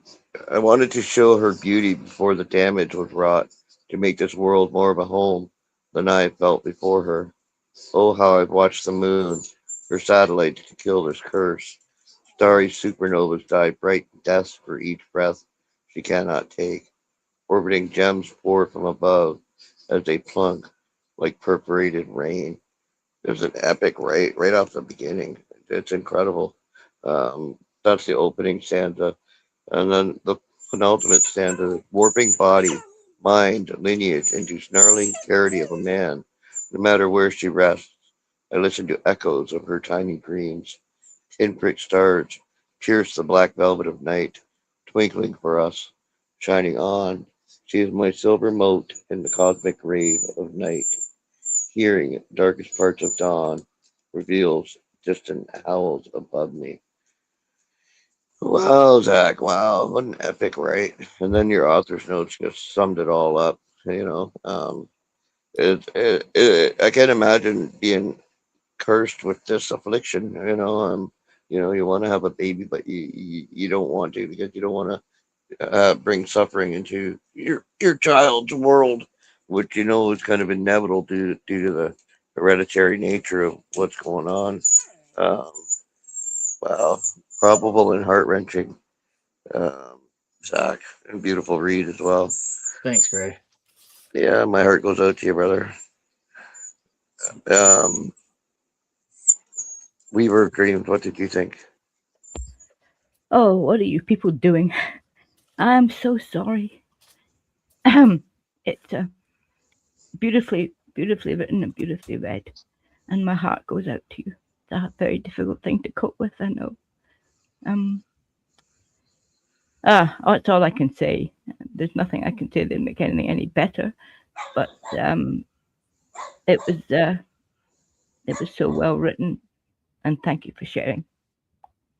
Thanks, Katie. Yeah, absolutely.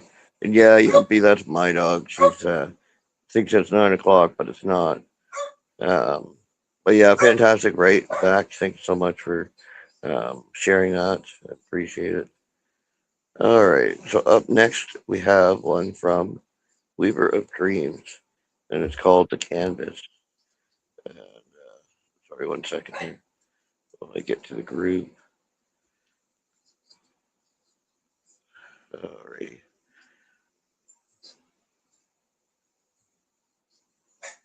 All right. The Canvas by Weaver of Dreams. Whenever you're ready, Weaver. Thank you, my dear. Okay, the canvas. I waited, primed, pristine, for the artist-inspired touch. It begins as vivid colours are picked to build a fantasy, aimed to shock, titillate, engage, and guide subliminally the eyes and minds of those voyeurs of the artist's world.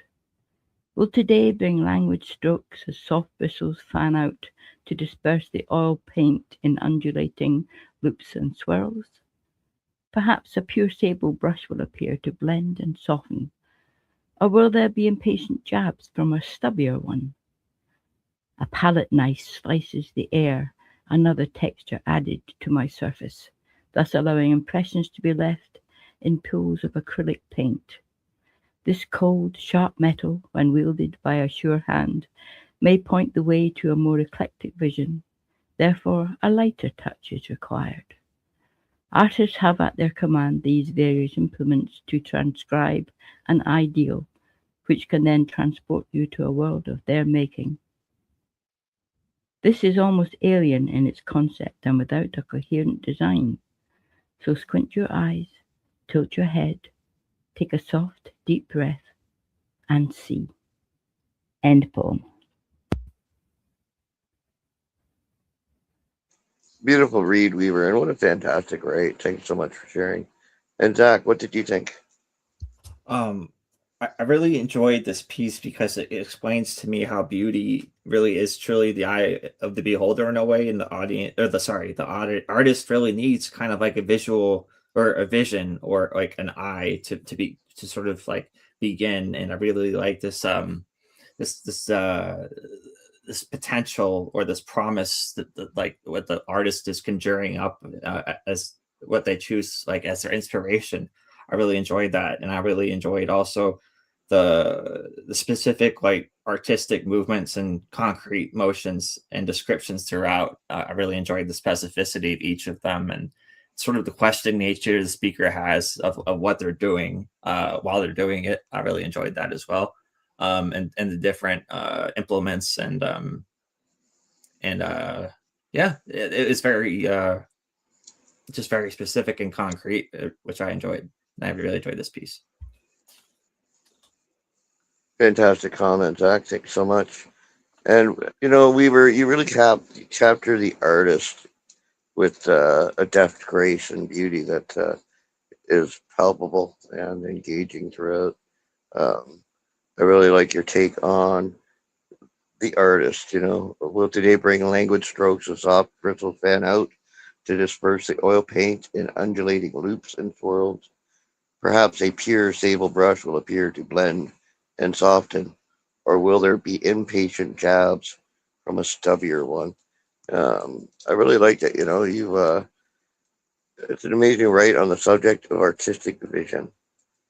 Um, Artists have their command of these various implements to transcribe an ideal, which can then transport you to the world of their making. That's the whole thing about whether it's art through words or art through paint.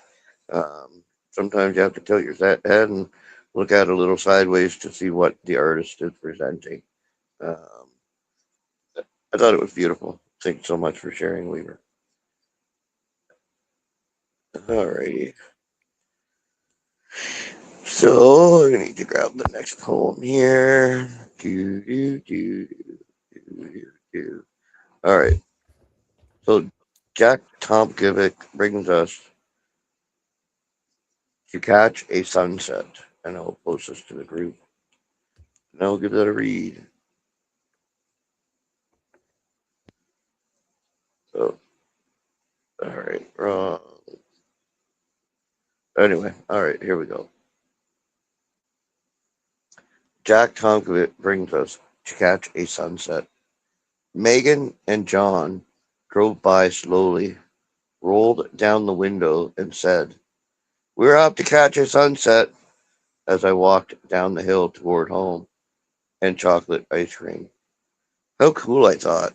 Catch a sunset indeed, as if there were a wild pony and they had a lasso to catch it and bring it into the corral.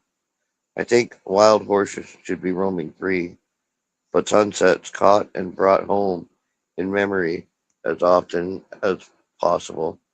And the author's note says, "True story, good neighbors, catch more sunsets is my advice to you and to myself.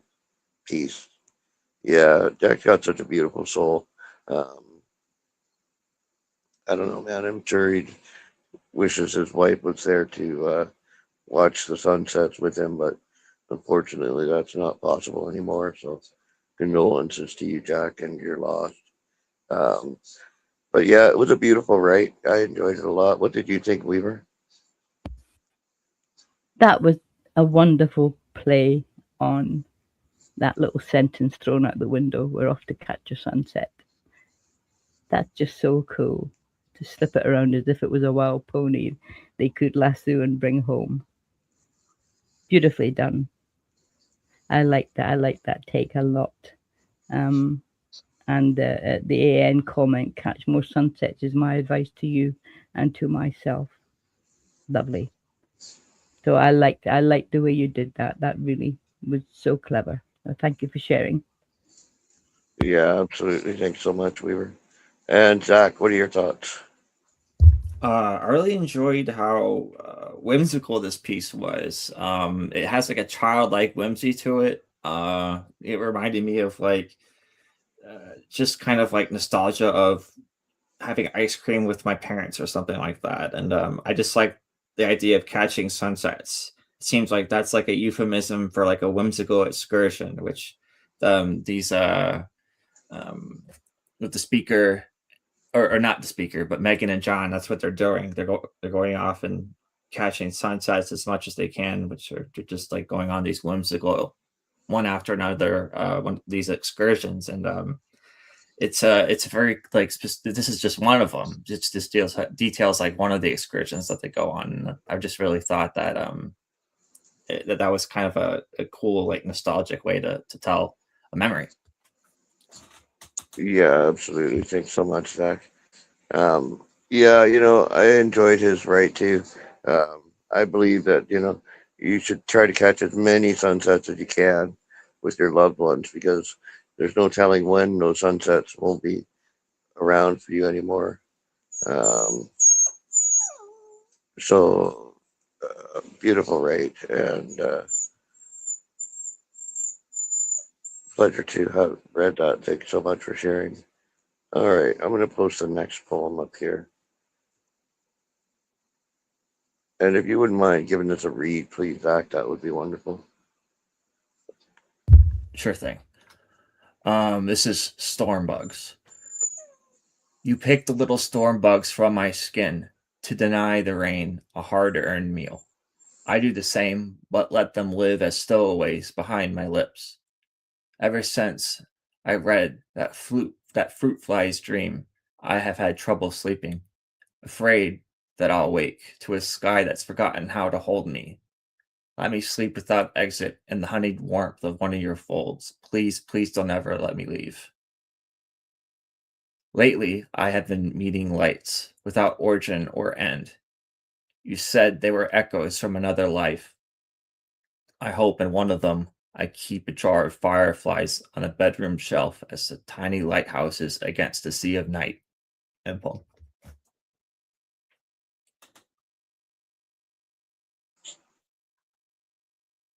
Thank you so much.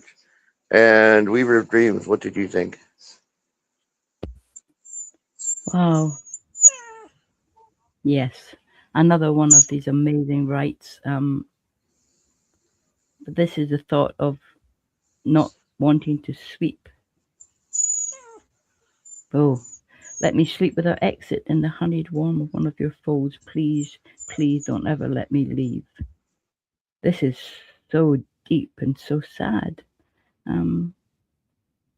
I hope in one of them I keep a jar of fireflies on a bedroom shelf as tiny lighthouses against a sea of night.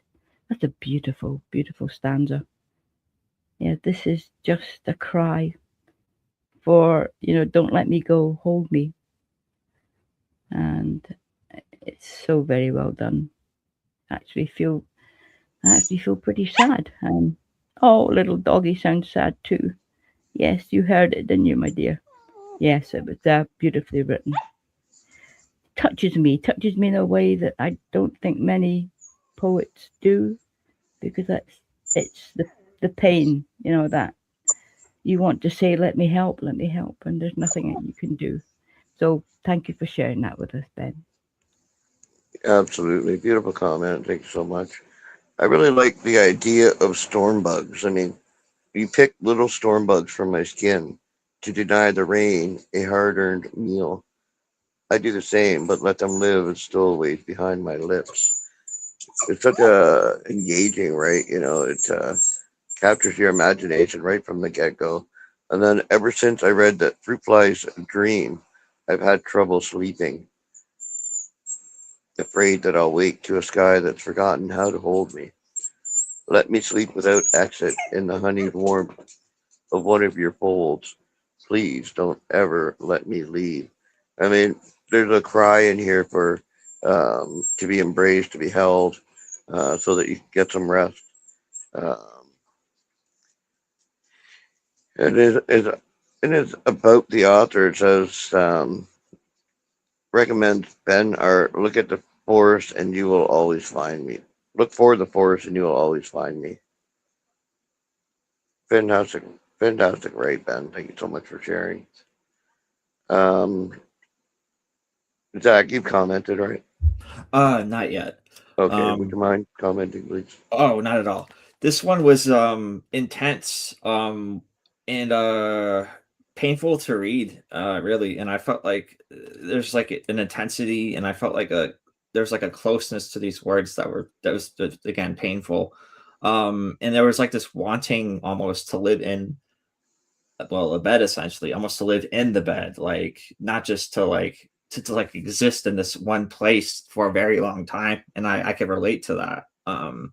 Almost like a feeling of being held, but not quite, because it's not like a human warmth. It's just blankets. You're not being actually held. It's just like you're trying to sleep too, and like only blankets are sufficing, and it's just not enough to it's just not enough to sleep. And there's a real sense of dissatisfaction, not dissatisfaction, but like uh almost desperation, like to sleep. And I understand that too, because I sometimes takes hours for that to actually to slip into sleep. So I kind of feel for this. These words feel speak they feel very true to me. Yeah, exactly. Thank you so much, Zach. All right, so up next we've got Unkept, a poem by Mind Child. And I'll give this a read. The sink knew what I couldn't keep. Every morning I leaned over it and gave it something. Toothpaste, spit, strands of hair caught between my fingers like loose wiring. It took everything without question. By winter, the drain had learned my habits. How long I stood there, how often I rinsed my mouth after spraying nothing after saying nothing all day. Some nights I washed my hands until the skin went tender. Not dirty, just unbearable to carry. The water ran hot enough to turn my knuckles pink, then white, then unfamiliar. Still something stayed. A ring of myself around the porcelain, dead skin, soap scum, the pale hooks of bitten nails. I wiped it clean every morning, watching myself gather in the cloth. That was the strange part. How easy it was to erase the evidence. How little of me resisted leaving. Last week, the drain clogged. When I pulled it open, there I was. Hair, skin, small pale ruins, knotted together in the dark. I stood there thinking, maybe this is all survival is. The rent my body pays for staying. End poem. And the author's note says, not everything I lost knows how to disappear. Well, what did you think, Weaver?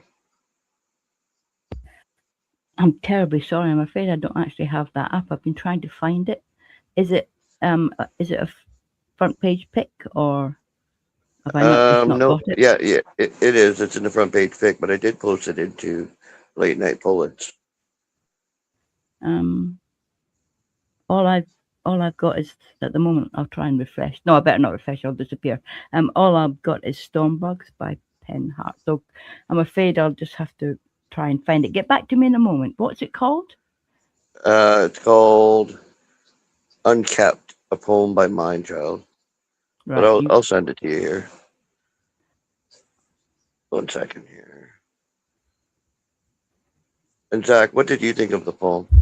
Oh, this was an enjoyable piece from Rain. I really enjoyed the personification of the drain. The drain is essentially made into this character, and it knows the speaker to like there's like an intimacy that, like, it's kind of visceral, because it captures everything, like all the excretions that the speaker has. The drain, that's what the drain knows. And it knows, like, I guess the habits almost of the speaker. And like, and what happens, is very specific and tangible, because I feel like this happens to a lot of people. This sort of it's almost like the tax a body pays for staying in one place, because these tangible bits make it inside the drain, and the drain is being like personified in this very just kind of interesting way that I really enjoyed. Yeah, I never really thought about that sort of like there's a whole like ecosystem there, really. I don't know, like a lot going on. I really enjoyed it. Yeah, absolutely. Wonderful comment. Thank you so much, Zach. And Weaver, did you get the poem? Yes, thank you. I have. Wow. This is an amazing concept. Good grief.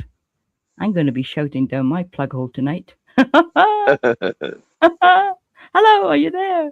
You're right. Wow. Yeah, can you imagine it? You think about it, everything does, toothpaste, strands of hair. Yeah. Wow. That is incredibly clever. Was this written for a particular, I don't know, particular prompt or something? But yeah, anyway, very well done. I really liked it. Although, as I say, I'll be putting the plug back in the plug hole tonight, just in case. Thank you for sharing. Yeah, shivers. Yeah, exactly. So Emma K said, never thought I'd feel a sentimental something for a clogged drain. Right? That's what I got out of it too. I mean, there's so much of you left in that drain that it's I don't know, it's palpable. Really, you can feel the connection to this drain waste, which is hard to imagine. I've never felt connected to my drain waste, and now now I have to look at things differently.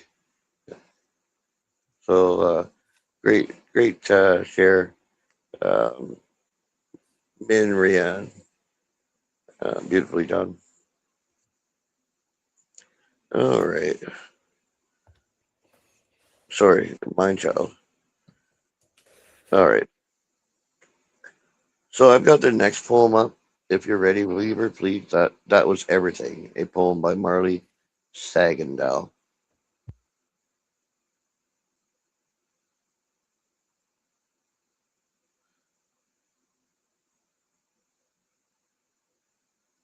Hello, Weaver. I'm sorry, I was on mute.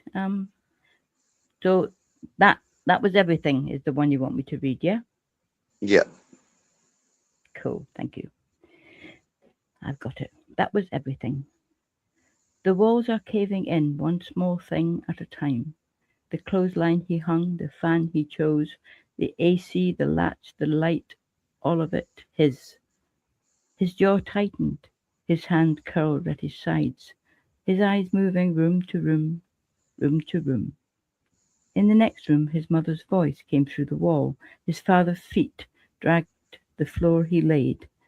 His chest rose once, his mother called his name. He went.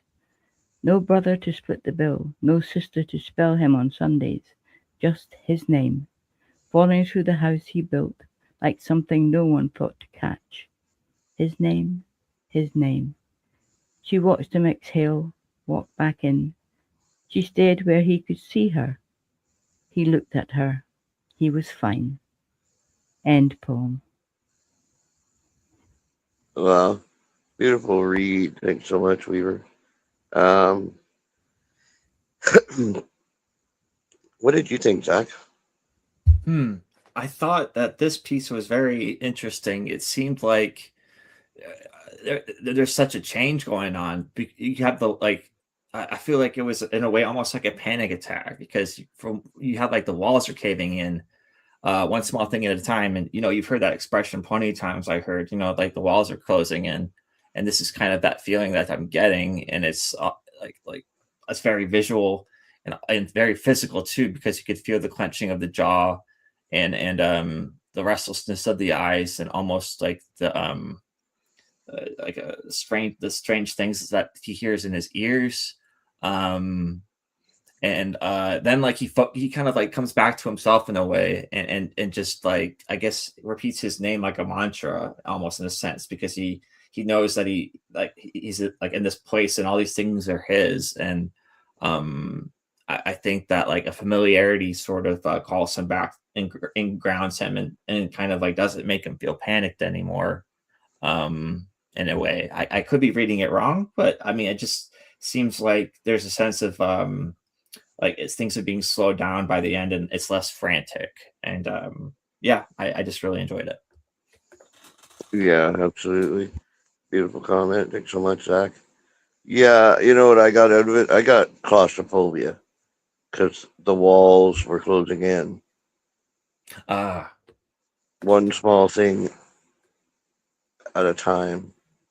The clothesline he hung, the fan he chose, the AC, the latch, the light, all of it his. So, I mean, I kind of got claustrophobia out of it, but I could be wrong.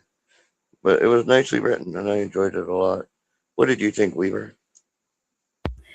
Yeah, well, we're kind of all split on this one. I think what I got was he was the carer for his mother and his father because he didn't have anyone to help him, no brother to split the bill, no sister to spell him on Sundays, just his name. So if they wanted anything, they would call his name, and no one else there to to do anything to help. Um, but was obviously he'd obviously at that point not so much a panic attack as I think he was finding it difficult to cope with um, the constant need for him to do something, and then he took a deep breath and he decided that all he could do is just carry on and do what he had to do. So yeah, that's kind of what I got from it. Absolutely fantastic comment. All right, so I'm going to post one more poem, and we'll call it a night after that. Um, you read the last poem, did you not, Zach? no. Okay. Would you mind reading the next one, please? Oh, not at all. Letters by Leary gives us lessons we don't learn at school. As I enter the cabin, the echoes of a shrill voice take me to a woman in a linen dress, refusing to sit beside the passenger in sequins, the flight attendant wringing her hands. I offer my window seat, trading the beauty of fleeting clouds for a story whispered through the flight. Daniela told me how a boy from Salta, exiled by his father's fist, learned to wrap his bones in a cheap sequin dress and walk in heels to survive.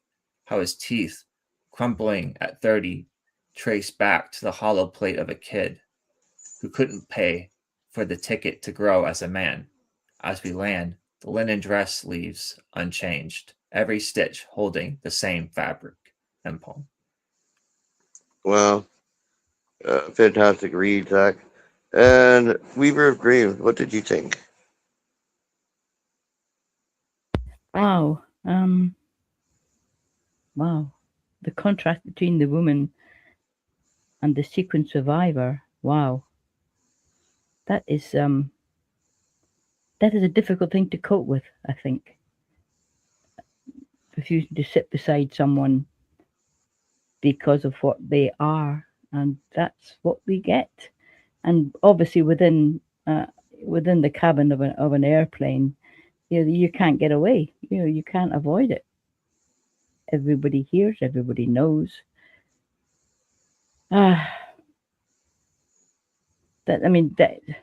So he gets the story of Daniela, who learned to wrap his bones in a cheap sequin dress and walk in heels to survive. Wow. Very, very sad.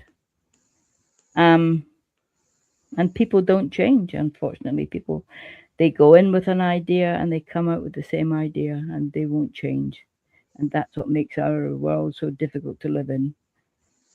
Unforgiving people with their opinions that nobody else really wants to hear. So very, very well done, and thank you. Thank you for sharing that with us. Beautiful comment. Thanks so much, Weaver. Yeah, I mean, I think this is a reflection of how people end up the way they do. You know, it can be something like being beaten out of your home, by your father's fists that alter who you are from the core and how you need to escape who you are. So you put on a sequin dress and call yourself, Daniela instead of Danielle, which is it's heart wrenching throughout. It's very tragic, but it is relatable and understandable for sure. Thanks so much for sharing Letters by Larry. And Zach, what did you think? It was devastating. This kind of reminded me of like a more like downbeat version of Lou Reed's "A Walk on the Wild Side" almost. Yeah, You know what I mean? Like I got like this yeah, feeling of like this traveler's tale that's very depressing and just like sometimes you hear these tales from like other people when you're like out and about the world, and this is one of those tales. And I don't think I'm gonna really look at a sequin dress quite the same way again. That was just devastating. Yeah. yeah, absolutely. Fantastic comment, Zach. All right, Weaver and Zach, thank you so much for spending your night with me. I appreciate you both for calling in and Oh, sharing your hearts, your minds, your voices, and most especially your time. And thank you, Fill My Eyes, for everything that you do in the background, the Wizard of Late Night Poets. So, yeah, much love, everybody, and have a wonderful night. good to be with Good. you both. Yeah, great to Absolutely. I great love to you be guys. here. Good night. Good night, John Boy. Night, y'all. Good night, everybody. Bye. Ah, night, my dears. Bye.